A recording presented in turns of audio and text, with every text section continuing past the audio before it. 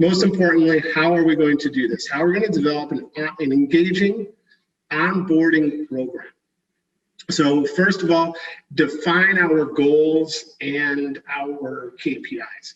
This is going to be a very critical thing. Now, again, for today, we're talking about this, and again, you know, there's a lot of great thoughts and a lot of great things that can happen, but we want to start very, very, very small. So we want to start talking about defining our goals and KPIs.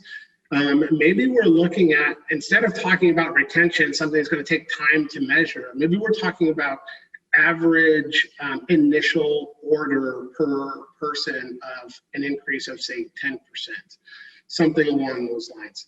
And then we're going to talk about segmenting your distributor base and the importance of this, developing this initial map of content, motivation, and activities. And then ultimately identifying this right tool to deliver onboarding, and then understanding industry best practices, launch, analyze, and modify.